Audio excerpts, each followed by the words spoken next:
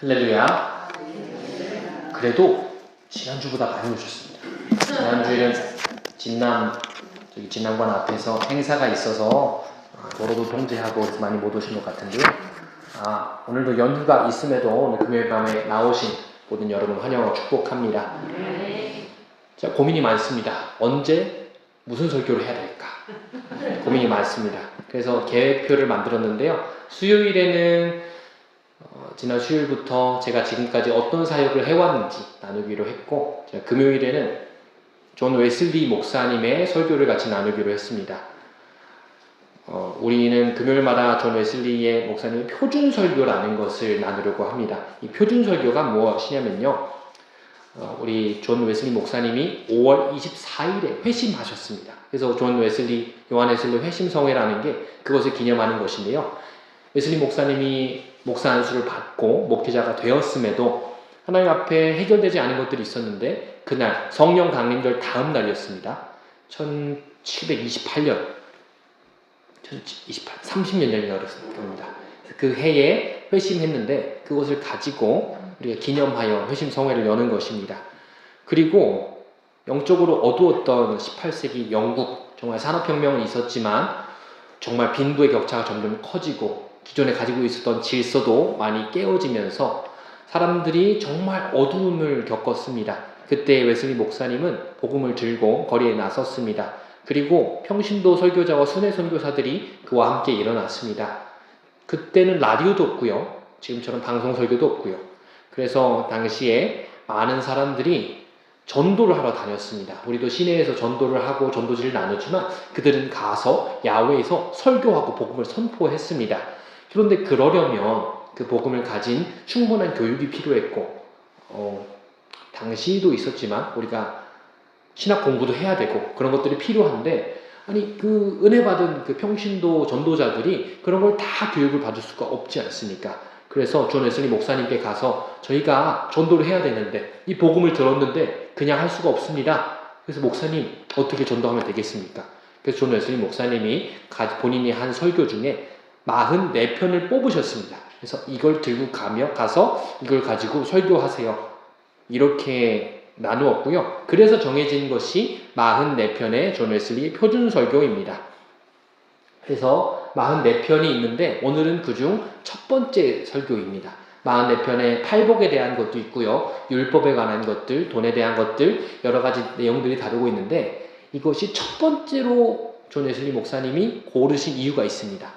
믿음으로 말미암는 구원, 이것이 모든 구원받는 사람들, 복음이 필요한 사람들에게 가장 첫 번째 되어야 되기 때문에 첫 번째 1번으로 뽑았던 것입니다. 존 웨슬리가 뜨거운 회심을 경험한 지 3주 만에 했던 설교고요. 그러니까 웨슬리 목사님이 감리교 운동을 만들고 평신도 전도자들을 보낼 때는 이미 웨슬리 목사님이 나이도 꽤 되었을 텐데, 좀 회심했을 때가 29 그 정도 됐을 때였는데요. 그러니까 젊었을 때 한 설교를 첫 번째 설교로 했던 것입니다. 그리고 일반 성도들이 아니라, 일반 사람들이 아니라 옥스포드 신학대학교 성마리아 교회, 그러니까 교인들, 그리고 신학을 공부하는 사람들에게 선포했던 메시지입니다. 자신의 삶을 송두리째 바꾸었던 그 복음의 감격이 가장 시퍼렇게 살아있을 때에 강력하게 담겨있는 설교가 이 믿음으로 말미암는 구원입니다. 자, 그러니까 존 웨슬리 목사님의 설교를 모든 사람들이 다 들을 수 없고, 지금처럼 방송이나, 당신 자동차도 없고 말 타고 다녔으니까요. 물론 정말 말 타고 많은 곳 다니면서 웨슬리 목사님 전도 다니셨습니다. 그런데 혼자 다 할 수 없으니 순회 전도자를 세워서 보냈는데, 그때에 그들이 전도를 어떻게 했다고요? 표준 설교, 웨슬리 목사님의 설교를 가지고 가서 전했다는 것입니다. 그래서 저는 그 웨슬리 목사님의 설교를 가지고 한 명의 그 평신도 전도자, 거리 전도자, 순회 전도자처럼 오늘 섰습니다. 이렇게요. 네, 존 웨슬리 목사님처럼. 네, 요새 AI가 참 좋습니다. 그래서 여러분, 오늘 이 말씀 시리즈 오늘부터 시작되는데요. 1번, 저도 44편을 1, 2, 3으로 고르지 않고 제가 같이 나누면 좋겠다라는 것들을 하나씩 3개를 골랐습니다. 부끄럽네요. 네, 여러분, 모든 것이 거저 주시는 은혜입니다. 만약 내일부터 우리가 마시는 공기나, 물론 물은 지금 꽤 돈을 내면서 마시고 있습니다. 정수기 렌탈료도 내고요. 생수도 사 먹는 시대가 됐습니다. 그런데 우리가 마시는 공기에 대해서 정부가 세금을 낸다면 어떻게 될까요? 얼마 낼지 모르지만 정말 아까울 것 같습니다. 공기는 공짜인데 공기가 얼마나 마시는지 그걸 어떻게 측정할 수 있겠습니까? 우리가 한 달에 정말 많은 비용을 지불해야 될지도 모릅니다. 하지만 우리는 태어나서 한 번도 공기 값을 지불해 본 적이 없습니다. 왜냐하면 너무나 당연하게 누리는 것입니다. 보이지 않지만 공기가 있기 때문에 우리가 숨을 쉬면서 살고 있는 것처럼 말입니다. 세상은 기브 앤 테이크가 철칙입니다. 뭔가 주어야 받을 수 있습니다. 내가 낸 만큼 받고 일한 만큼 보상받는 것이 정의라고 배웁니다. 요즘은 카카오톡에 생일이 다 나옵니다. 그래서 생일을 축하를 해주기도 하고 받기도 하는데요. 이게 저거랑 똑같습니다. 우리 부족하는 거랑 똑같이 누가 줬으면 기록이 다 남아서 그 사람 생일에 챙겨줘야 됩니다. 그건 도리가 아닙니다. 그냥 넘어가면은 도리가, 제가 그렇게 생각하기 때문에 그것처럼 세상의 모든 법칙은 다 그렇게 됩니다. 근데 하나님 앞에서도 우리가 나의 공로나 자격을 내밀려고 하진 않습니까? 내가 이만큼 헌신했으니, 교회에 이렇게 했으니, 제가 새벽기도 안 빠지고 나오니 하나님 복을 주셔야죠. 내가 저 사람보다는 착하게 살았으니 구원받을 자격이 있지 않습니까? 라고 생각하는 것입니다. 당시 웨슬리가 만났던 옥스포드 대학의 성 마리아 채플, 신학대학에 있었던 사람들에게 아마 그것들이 필요했기 때문에 웨슬리는 그들이 그런 믿음을 가지고 있다는 걸 보았기 때문에 오늘 이 말씀을 정해서 설교했던 것 같습니다. 웨슬리가 말한 은혜는 단순히 하나님 주신 공짜, 친절한 호의를 넘어섰습니다. 인간의 전적인 무능과 하나님의 절대적인 주권이 만나는 것이 하나님의 은혜로 얻는 구원입니다.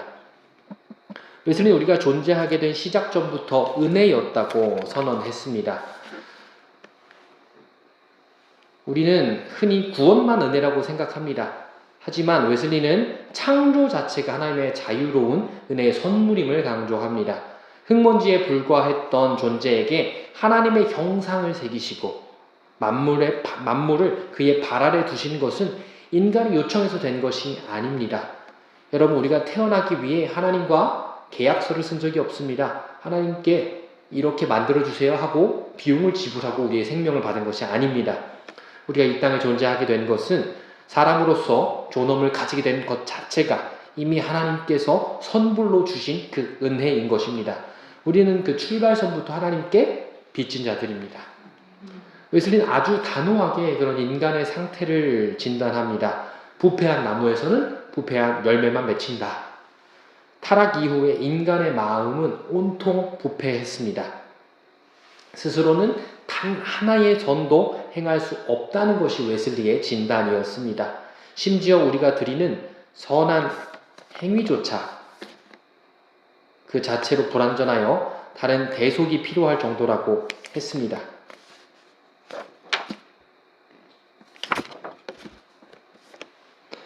웨슬리는 그런 창조의 은혜를 저버린 인간에게 다시 구원이란 더 큰 은혜를 주신 하나님의 사랑을 말할 수 없는 선물이라고 불렀습니다. 그래서 웨슬리는 그 은혜를 근원이고 그 믿음을 조건이라고 했습니다. 하나님이 먼저 은혜를 베풀지 않으셨다면 믿음조차 작동할 수 없습니다. 인간이 죄를 먼저 짓고 있는 그 순간에도 예수 그리스도가 십자가에 죽으셨다는 사실이 변하지 않기 때문입니다. 오늘 내용이 좀 어렵죠? 신학적인 내용이 좀 있는데 제가 금요일에 이 내용을 하려고 한 이유가 있습니다. 금요 은혜만 모시는 분은 수준이 좀 있으시기 때문입니다. 그래서 천천히 잘 따라오시기 바랍니다. 그래서 사랑하는 성도 여러분, 웨슬리는 우리 손에 들려진 내 공로의 청구서를 찢어버리라고 합니다. 대신 하나님이 우리 인생에 쏟아부으신 선물 리스트, 은혜를 확인해야 합니다. 대신 하나님이 우리에게 주신 것, 내가 그것을 얻을 권리가 하나도 없는 우리에게 하나님의 아들의 생명 내어주셨습니다. 이것이 오늘 우리가 고백해야 할 값없는 은혜입니다. 결코 값싼 은혜가 아니라 값없는 은혜, 거저 얻은 은혜라는 것입니다. 오늘 우리가 함께 나눌 믿음으로 말미암는 구원의 그 첫 단추가 바로 내가 자격이 있어서 은혜를 받은 것이 아니다 인정하는 것입니다.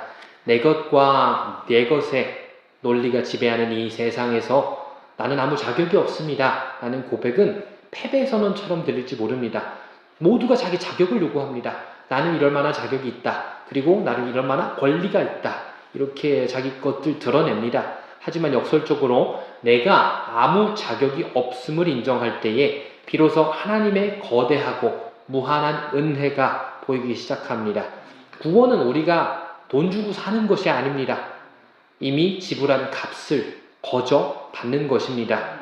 오늘 어버이날이지 않습니까? 어버이 은혜가 놀라운 이유는 자녀들이 뭘 지불해서 양육하셨습니까? 혹시 자녀들에게 뭘 나중에 부양을 받으려고 그걸 다 계산하면서 자녀를 양육하신 분들 있으십니까? 없으실걸요? 아마 그런 걸 있으세요? 근데 계산기 두드려 놓으신 분은 없으실걸요? 없으실 거라 믿습니다. 네, 우리가 빈손으로 자녀들이 온 것처럼 주님의 거저 주신 은혜가 아니면 살 수 없습니다. 나의 무자격을 인정하는 가난한 마음으로 우리 금요일 은혜의 밤 우리 믿음이 없음을 고백했으면 좋겠습니다. 그래서 웨슬리는 구원 얻는 믿음이 있고 구원 얻지 못하는 믿음이 있습니다. 당시에 만났던 사람들을 마리아 채플, 그러니까 교회 다니는 사람한테 웨슬리가 설교한 것입니다.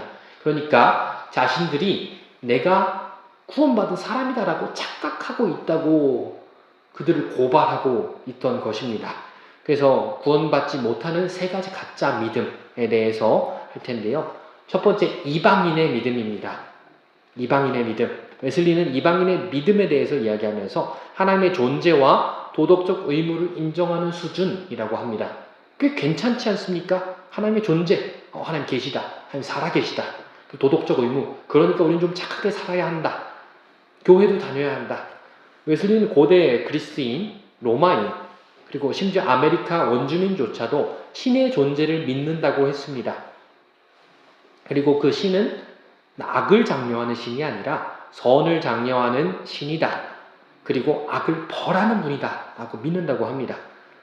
어떤 불교나 다른 종교에 가도 선을 행한다는 선의 기준이 조금 다를 뿐 신이 있고 신은 그 선을 행한다, 선을 베풀고 권선징악은 모든 종교가 가지고 있습니다. 그들은 신에게 감사해야 하고 이웃과 정직의 자비를 베풀어야 한다는 도덕적 의무도 알고 있었습니다. 이것은 흔히 말하는 일반 계시에 대한 믿음입니다. 모두가 알고 있는 선함이지요. 그래서 모두에게 주어진 하나님을 경험하고 양심에 따라 착하게 살려고 노력하며 또 막연함에나마 하나님이 우리를 도와주신다. 신에 인정하는 수준입니다. 오늘날 우리 주변 혹은 스스로에게 물어보십시오. 이방인의 모습, 이방인의 믿음만 가지고 있지는 않으십니까? 종교적 도덕주의가 바로 이렇습니다. 교회 다니니까 나쁜 짓 하지 않고 착하게 살고 남들 도와주며 살아야지 이렇게 생각하고 끝나는 것입니다. 하나님은 우주의 도덕적 통치자나 내 소원을 들어주는 분 이 정도로만 인식하는 것입니다. 내가 이만큼 착하게 살고 또 도덕적으로 결실점이 없으니 하나님도 당연히 나에게 복을 주셔야지 라는 태도가 있습니다. 왜 이것이 구원 얻을 믿음이 아닐까요? 나쁘지 않은 것 같습니다. 나쁘지 않은 믿음 같은데 왜 구원 얻지 못하는 믿음일까요? 존 웨슬리 목사님은 이 지점에서 아주 냉철하게 선을 긋습니다. 직접 설교의 내용을 제가 읽어드리겠습니다. 여러분, 착하게 살려는 마음 귀합니다. 하지만 그것은 이방인들도 하는 것입니다. 이 믿음에는 예수 그리스도의 십자가가 빠져 있습니다. 자신의 죄에 대한 처절한 절망도 없고 오직 그리스도의 보혈만이 나를 살릴 수 있다는 전적인 의탁도 없습니다. 단지 나의 선함을 근거로 신 앞에 서려는 태도일 뿐입니다. 웨슬리는 이방인의 믿음에 대해서 너희가 이방인의 믿음만 가지고 있는지 시험하여 보십시오 라고 그때 교인들에게 그리고 신학생들에게 이야기했던 것입니다. 두 번째 구원받지 못하는 믿음은 귀신의 믿음입니다. 여러분, 귀신들도 하나님의 존재를 믿습니다. 그래서 야고보서 2장 19절 말씀을 같이 보겠습니다. 우리 같이 읽어보겠습니다. 시작. 내가 하나님은 한 분이니 믿냐 잘하는도다 귀신들도 믿고 떠느니라. 아멘. 웨슬리는 귀신들의 믿음이 앞서 이방인의 믿음보다 훨씬 더 지식적이라고 구체적으로 지적합니다. 이방인들은 막연한 신을 믿습니다. 그런데 귀신들은 하나님이 어떤 분인지 명확하게 압니다. 창조하시고 인간을 다스리시고 온 세상에 예배받으셔야 합당한 분, 하나님에 대해서 구체적으로 압니다. 그들은 예수님이 하나님의 아들이시며 세상의 구주이심을 완벽하게 알고 있었습니다. 심지어 성경이 하나님의 감동으로 기록됐다는 사실도 우리보다 더 잘 알면 잘 알았지 모르지 않습니다. 그들은 진리를 알기에 하나님을 두려워하는 것입니다. 그래서 하나님을 믿고 떠는 자들이 귀신들입니다. 오늘날 교회 안에서도 귀신의 믿음과 유사한 모습이 발견될 수도 있습니다. 그것을 우리는 항상 경계해야 합니다. 교회에 익숙한 것에 대한 함정이 바로 그것입니다. 어렸을 때부터 성경을 배웁니다. 그리고 교리를 익혔습니다. 교회에서 쓰는 용어들도 많이 알고 찬송가도 정말 많이 압니다. 그래서 예수님이 나를 위해 죽으셨다라는 그 명제와 사실에 아멘할 수 있습니다. 왜냐하면 그것을 정확하게 알고 믿기 때문입니다. 그러나 정작 그 예수님의 앞에 무릎 꿇어본 자들은 본 적 한 번도 없는 자들입니다. 주님을 누군지는 믿으나 주님과 관계는 없고 주님을 왕으로 나의 주로 영접하지 않은 자들이 귀신의 믿음입니다. 성경 지식은 많아서 남을 판단하고 설교를 평가하기도 잘합니다. 그게 틀리지도 않고 옳게 합니다. 하지만 그 말씀이 내 영혼을 깨뜨리는 감동은 없는 메마른 믿음이 바로 귀신의 믿음입니다. 웨슬리는 오늘 같이 읽었던 야고보서 말씀을 인용하면서 그 믿음에 결정적으로 어떤 결함이 있는지 꼬집습니다. 이렇게 존 웨슬리 목사님 이야기합니다. 여러분 놀랍지 않습니까? 귀신들도 예수님이 구원자이심을 믿습니다. 하지만 그 믿음은 귀신을 구원하지 못합니다. 왜입니까? 그 믿음은 사랑이 없기 때문입니다. 주님께 복종하고자 하는 의지가 없기 때문입니다. 그들은 하나님을 인정하지만 결코 하나님을 사랑하거나 신뢰하지 않습니다. 지식만 있고 마음이 없는 믿음, 그것이 바로 귀신의 믿음입니다. 성경 지식이 많다고 해서 예배 순서가 익숙하고 다 안다고 해서 안심하면 안 됩니다. 교회에 익숙한 것이지 예수님과 아무런 관계없는 사람도 그렇게 할 수 있다는 것입니다. 귀신도 여러분보다 성경 더 잘 알 수 있습니다. 왜냐하면 귀신이 얼마나 오래 살았습니까? 귀신도 믿고 떱니다. 그러나 그들은 주님께 삶을 맡기진 않습니다. 주님과 관계가 없습니다. 여러분의 믿음은 머리에만 머물고 있습니까? 아니면 가슴까지 주님을 믿고 있습니까? 이것이 귀신의 믿음입니다. 세 번째 믿음은 제자들의 초기 믿음입니다. 웨슬리는 제자들이 예수님과 함께 먹고 자며 사역하던 시절이 있었음을 압니다. 그런데 예수님이 부활하시기 이전에 믿음은 완전한 그리스도인이 아니었다라고 말했습니다. 당시 제자들은 꽤 믿음이 좋았습니다. 베드로는 자기 그물과 배와 당신의 자기의 가족들을 버리고 예수님을 따랐습니다. 병을 고치고 귀신을 쫓아내는 권능도 행했습니다. 주님의 이름으로 천국 복음을 전파하고 회개하고 놀라운 역사들도 일어났습니다. 하지만 웨슬리는 그들에게 결정적인 것이 빠져 있었다고 말합니다. 바로 예수 그리스도의 죽음의 공효와 부활의 능력에 대한 온전한 신뢰입니다. 제자들은 예수님을 위대한 스승이나 정치적 메시아로 믿었을지 모릅니다. 그리고 예수님과 함께 먹고 마시며 예수님과 관계도 있었습니다. 그러나 예수님이 나의 죄를 위해 죽으셔야 하는 대속의 어린 양, 하나님의 아들, 그 희생 제물이 되러 오셨다는 사실은 깨닫지 못했습니다. 즉 십자가의 복음이 자신의 그 심장에, 자신의 마음까지 깊숙이 들어오지 못했던 상태였다는 것입니다. 이 단계는 교회에 헌신된 분들에게 해당할 수 있습니다. 그렇기 때문에 매우 주의 깊고도 날카로운 성령님의 진단이 필요합니다. 찬양팀으로 섬기고요. 또 교사로 봉사하며 심지어 신학 공부를 하고 목회자일지라도 내 사역의 열매가 내 믿음의 증거라고 장담할 수가 없습니다. 이것은 웨슬리 자신이 목사였고 선교사였고 또 신학 교수였는데 구원 얻는 믿음을 얻지 못했었음을 알고 있었기 때문에, 본인이 깨달았기 때문에 나온 통찰입니다. 이런 영적인 체험이나 기도의 응답이 곧 구원의 증거라고 믿는 것입니다. 그러나 제자들도 기적을 행했지만 십자가 앞에서 주님을 부인했습니다. 제자들 십자가 있을 때 한 명도 남지 않았습니다.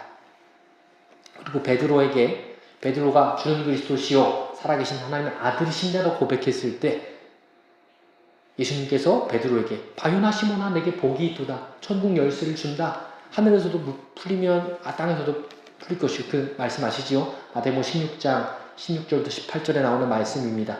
그런데 그 다음에 예수님이 이제 이 제자들이 진짜 나의 십자가를 지고 따를 제자가 됐구나 하고 십자가의 부활에 대해서 마태복음에 처음 이르시는데요.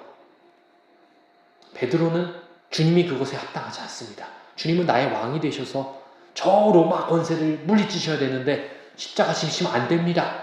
그리고 예수님의 반응은 사탄아 물러가라였습니다. 우리의 믿음이 제자들의 초기 믿음처럼 헌신하고 예수님을 따르며 정말 수많은 것을 가고 주님과 관계가 있고 체험도 있을지언정 십자가 없는 그 믿음은 구원받는 믿음이 아닙니다. 이제 웨슬리는 우리의 참된 믿음의 거울 앞으로, 그 진단 앞에, 하나님 말씀 앞에 초대합니다. 여러분의 믿음을 환기하며 스스로의 믿음을 시험해 보시기 바랍니다. 여러분의 믿음은 동의입니까? 아니면 의뢰입니까? 단순히 복음의 내용을 사실로 받아들이는 수준입니까? 아니면 물에 빠진 사람이 그 줄을 붙잡듯이 오직 예수님 보혈만이 나를 살릴 수 있다고 전적으로 매달리는 상태입니까? 두 번째, 머리입니까? 마음입니까? 성경 지식이 머릿속에 그런 내용으로, 정보로만 남아 있습니까? 아니면 성령이 우리 영과 더불어 우리가 하나님의 자녀인 것을 증언하시는 마음의 확신과 그 평안이 있으십니까? 세 번째, 그리스도께 딱 붙어 있습니까? 웨슬리는 이것을 기대었다라고 표현했습니다. 마치 아기가 엄마 품에 온전히 몸을 맡기고 늘어져 있는 상태입니다. 내 의지와 내 계획, 내 선행, 내 공로를 조금이라도 의지하고 있다면 내가 아직 나를 신뢰하고 있는 것입니다. 구원 얻는 믿음은 나를 신뢰하지 않고 완전히 포기하며 내가 자격이 없으니 그리스도께 모든 무게중심을 들여 맡기는 것이 웨슬리가 말하는 참된 믿음을 시험하는 질문들입니다. 사랑하는 성도 여러분, 제자들도 넘지 못했던 그 문턱입니다. 주님을 눈으로 보았으면서도 믿지 못했던 것입니다. 우리 앞에도 그런 그 선이 있습니다. 주님의 이름으로 귀신을 쫓아내는 권능보다 더 중요한 것은 내 영혼이 그리스도의 십자가 없이는 단 1초도 살 수 없습니다 라고 고백하는 것이고, 내 마음이 그렇게 주님을 신뢰한다는 것입니다. 오늘 이 시간 믿음이 정보에, 내 지식에 머물러 있는지 아니면 살아있는 신뢰인지 주님 앞에 정직하게 대답해 보시길 바랍니다. 웨슬리는 그들에게 이렇게 구원받지 못하는 믿음들에게 설명합니다. 그리고 구원받는 믿음에 대해서도 말씀합니다. 웨슬리는 에베소서 2장 8절에 너희는 구원을 받았으니 라는 것이 헬라어 원어로 현재형으로 쓰여 있다는 것을 주목합니다. 구원받는 믿음은 과거의 것도 아니고 나중에 받는 것도 아니고 오늘 내가 누려야지 구원받는 믿음이라는 것입니다. 현재적 믿음 첫 번째, 죄책으로부터 자유입니다. 구원은 미래 약속일 뿐만 아니라 믿는 즉시 이 땅에서 얻고 누리는 사건입니다. 그 첫 번째 결과가 우리를 짓누르던 죄의 책임에서 벗어나는 것입니다. 이것은 그리스도의 보혈이 우리 영혼에 실제로 적용되는 법정의 선언이자 인격적 회복입니다. 웨슬리는 이 죄에 대한 그 책망, 여기서 자유해진 상태를 두려움의 변화라고 설명합니다. 죄책에서 벗어났다고 이제 죄에 대해서 마음껏 지내라는 것이 아닙니다. 구원받지 전 인간은 하나님을 무서운 심판주, 엄격한 주인으로 여깁니다. 잘못하면 벌을 받을까봐 하나님께 벌벌 떨었던 것입니다. 노예의 두려움 앞에 삽니다. 하나님을 알기 때문에, 하나님이 어떻게 그 율법을 주셨는지 알기 때문에 떨었던 노예의 두려움입니다. 이것을 종의 영이라고 웨슬리는 표현했습니다. 그러나 이제 우리는 양자의 영, 아들을 받게 됩니다. 믿음으로 의롭다 받은 자는 이제 하나님을 아바 아버지라고 부르게 된 것입니다. 하나님은 더 이상 무서운 채권자, 우리에게 뭔가를 받아가시고 죄의 형벌을 주시려는 분이 아니라 우리를 용납하시고 용서하시는 사랑스러운 아버지, 자비의 아버지가 되십니다. 여러분의 과거가 어떠하든 그리스도 안에 있는 자들에게는 결코 정죄함이 없습니다. 하나님은 여러분의 죄를 기억조차 하지 않으시고 여러분은 죄인이 아닌 사랑하는 자녀로 그 신분을 바꾸어 주셨습니다. 이제 벌 받을까봐 두려워서 떠는 종의 마음을 던져버리고 아버지의 품 안에서 쉬는 자녀의 평안을 누리시길 바랍니다. 그러나 오늘날의 많은 성도들이 예수님을 믿으면서도 여전히 과거의 실수와 수치심에 매여 살 때가 참 많이 있습니다. 사탄은 끊임없이 우리에게 참소합니다. 제가 오늘 새벽에도 나눴던 내용과 비슷한데요. 너희가 그러고도 성도냐? 하나님이 너 같은 사람을 받아주시겠느냐? 속삭이며 죄책감을 자극합니다. 참소하는 자, 사탄의 그 이름대로 그 역할을 다 합니다. 그러나 웨슬리는 믿음으로 구원받은 자들에게 현재, 지금 정죄함이 없다고 선언합니다. 십자가에 못 박힌 것은 내 죄가 아니라, 죄뿐만이 아니라 나를 고발하던 모든 사탄의 죄의 목록들, 검사로서 죄를 구형하는 그 사탄의 그 죄의 목록들에서 자유함을 얻는 것입니다. 나도 나를 용서 못하는데 하나님이 나를 용서하실 수 있을까? 이런 생각은 양심이 아닙니다. 교만입니다. 하나님이 용서하셨는데 왜 나를 용서하지 못합니까? 왜냐하면 우리 모든 죄 하나님께 지은 건데, 죄를 지은 하나님께서 용서하셨는데 어떻게 우리를 용서할 수 없을 수 있습니까? 그것은 양심이 아니라 사탄에게 속아 넘어간 것이고 하나님을 인정하지 않은 교만입니다. 하나님이 의롭다 하시면 의롭다 하신 겁니다. 하나님이시니까요. 어느 누가 인정하지 않고 어느 누가 내가 결정 안 했는데 어떻게 당신이 그럴 수 있습니까?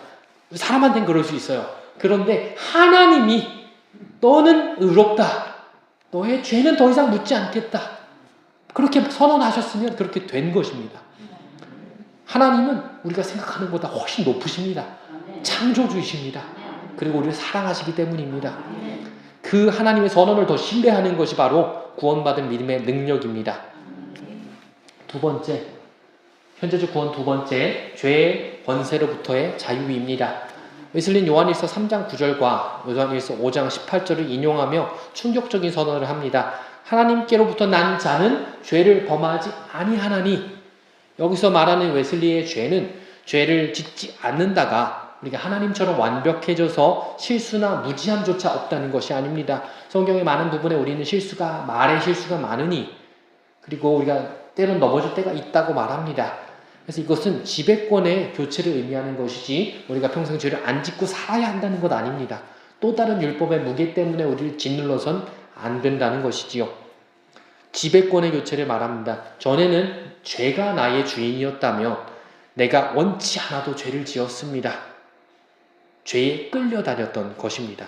그러나 이제는 성령이 내 안에 계시기 때문에 죄가 더 이상 나에게 주인 노릇, 왕 노릇하지 않는다는 것입니다. 그럴 수 없다는 것입니다.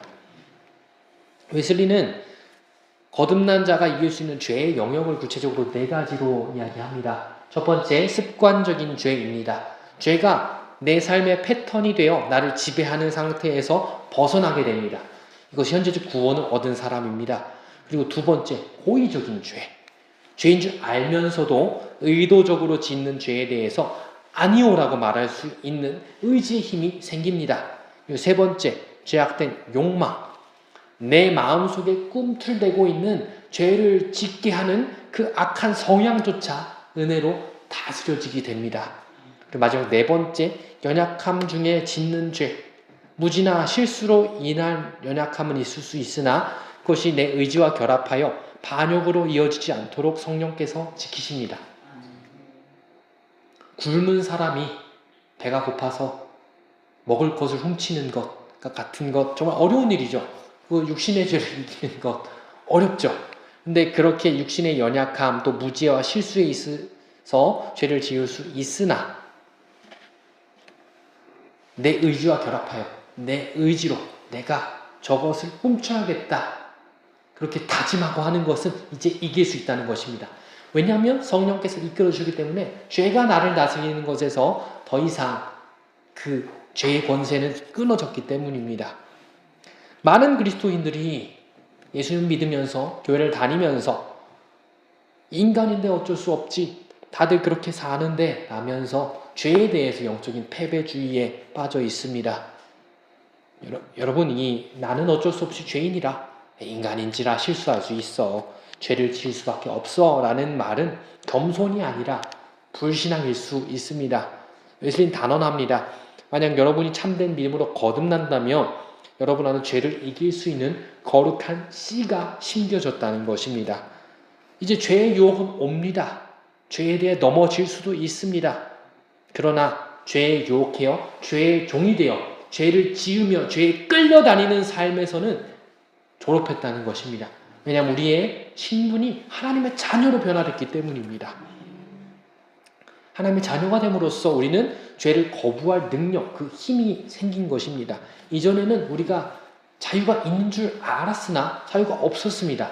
왜냐하면 인간에게는 원죄가 있기 때문이죠.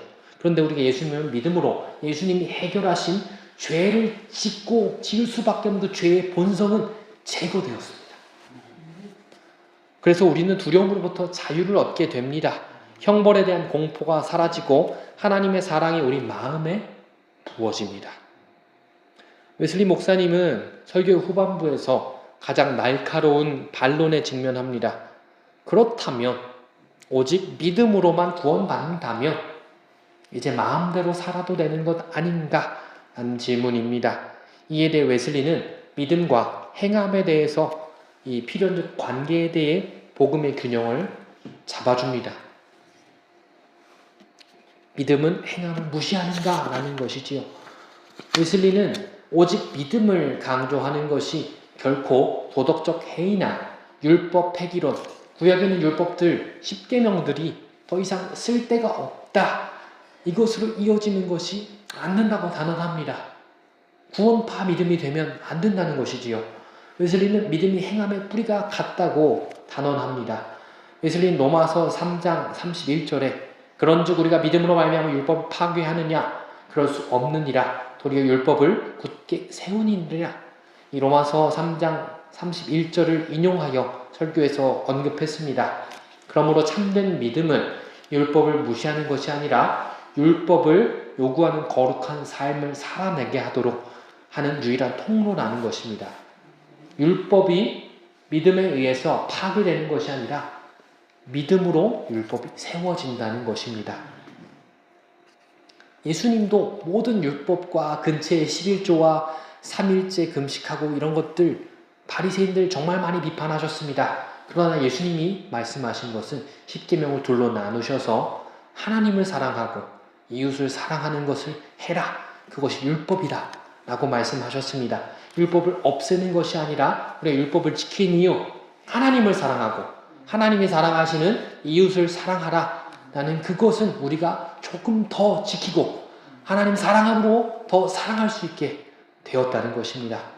뿌리 없는 열매가 없습니다. 그것처럼 행함 없는 죽음도 죽은 것입니다. 하지만 열매를 맺기 위해 우리가 해야 하는 것은 열매를 억지로 매다는 것이 아니라 우리가에게 심겨진 그 씨앗이 뿌리가 내리고 믿음으로 그리스도라는 영양분을 받아 열매 맺게 되는 것입니다. 웨슬리는 행함이 구원의 조건이라고 말하지는 않습니다. 그래서 오늘 말씀의 제목도 구원받는 믿음, 구원받은 믿음이었습니다. 믿음으로 말미암는 구원이었습니다.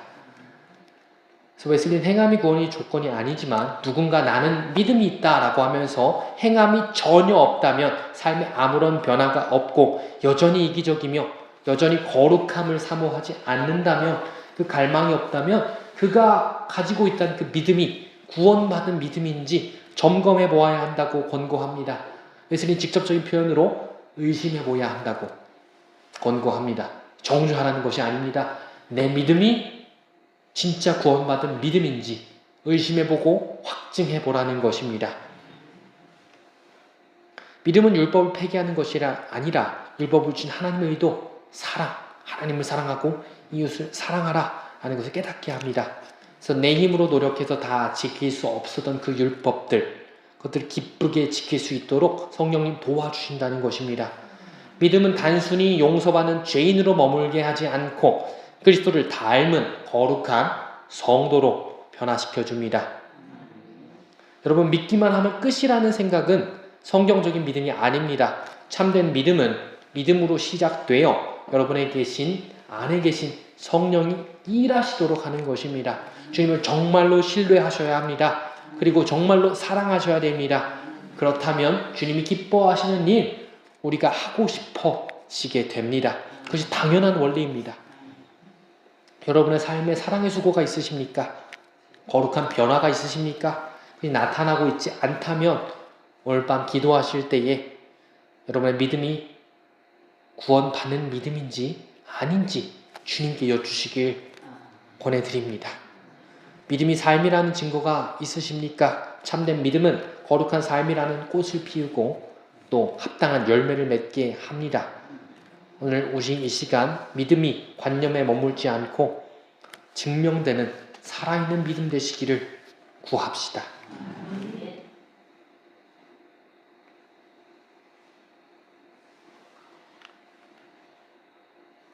사랑하는 성도 여러분, 오늘 우리가 나누는 이 메시지는 존 웨슬리 목사님이 옥스포드 대학 당대에 있는 지성의 그 요람에서 웨슬리 교수였습니다. 교수로서 쓴 글이 아닙니다. 이 설교는 나는 과연 목사로서 교수로서 구원 받았는가라는 질문 앞에 스스로 고민했던 결과였습니다. 그는 당시 미국이 아직 개척 전이거든요. 발견된 지 얼마 안 됐을 때입니다. 유럽 사람들에게.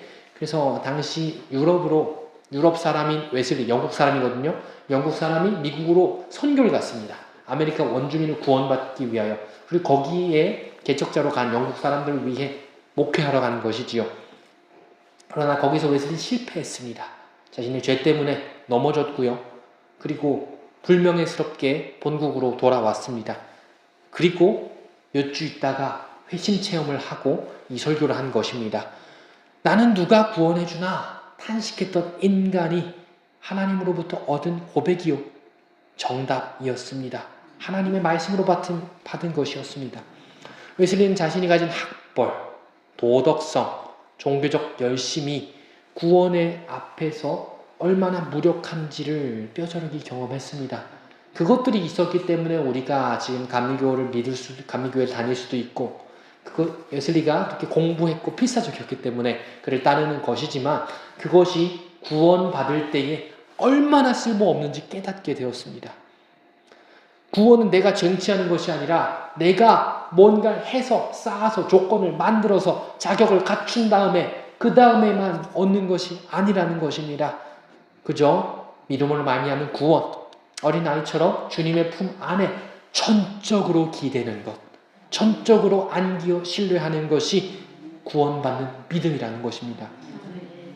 오늘 선포한 이 믿음으로 말미암은 구원은 감리교회의 신장이자 종교계의 견고한 반석입니다. 마틴 루터도 이것에 대해서 이렇게 고백했습니다. 오늘 말씀이 조금 어려울 수 있습니다. 오늘 마음을 아프게 찔렀는지도 모릅니다. 하지만 여러분, 물리치료 가보셨습니까? 물리치료 받을 때 물리치료사는 무자비해야 됩니다. 물리치료사가 자비가 많아서 아주 인자한 사람이어서 이 환자가 아파해요. 그래서 안 돼요. 멈추잖아요? 치료가 안 돼요. 물리치료는 자신이 이렇게 해야지 이 사람이 치료가 되는 걸 알고 무자비하게 꺾고 무자비하게 펴고 무자비하게 치료해야 됩니다. 그래서 오늘 이 말씀이 굳어버린 근육을 풀고 어긋난 뼈를 맞출 때 아프다고 살살 만지지 않고 무자비하게 치료하는 물리치료사처럼 때로는 우리 마음이 아프게 찔렸을지라도 아파하셔야 됩니다. 우리의 영혼이 마찬가지인 것이지요. 나는 괜찮은 그리스도인이다. 나는 그렇게 아픈 건 없어도 됩니다. 나는 이렇게만 믿겠습니다. 너무 많이 믿는 거 목사님들이나 그렇게 믿는 것입니다. 근데 목사님들 중에서도 그렇게 믿지 못하는 사람들이 있다고는 웨슬리 말합니다. 그런 착각의 근육을 찢어내고 그 통증 너머에 진정한 현재적 구원의 기쁨을 기다려야 한다는 것입니다. 오늘 영적 치료를 기쁘게 받으십시오. 여러분, 세상의 마귀는 우리가 오직 믿음으로 구원받는다니 진리를 선포할 때 분노하며 날뜁니다. 정말 수천 년 동안 구워 살면서 하나님을 믿는 구원받는 믿음을 못 갖게 했는데 오직 믿음으로 구원받는다. 다른 것 종교 필요 없다. 다른 어떤 공로가 필요가 없다. 말하니 진리 선포할 때 정말 분노하며 날뜁니다. 그래서 예수님은 우리에게 이 복음을 계속 강조하신 것이지요. 그리고 존 웨슬리는 오늘 본문 9절에서 그 이유를 명확하게 밝힙니다. 제가 본문에 나오는 것을 제가 그대로 읽어드리겠습니다. 원수는 오직 믿음만이 자기 왕국의 기초를 뒤엎을 수 있다는 것을 알기에 온갖 거짓과 비방을 동원하여 이 진리를 되살리려 했던 마틴 루터를 겁주려 했습니다. 마틴 루터가 종교개혁을 일으키지 않았습니까?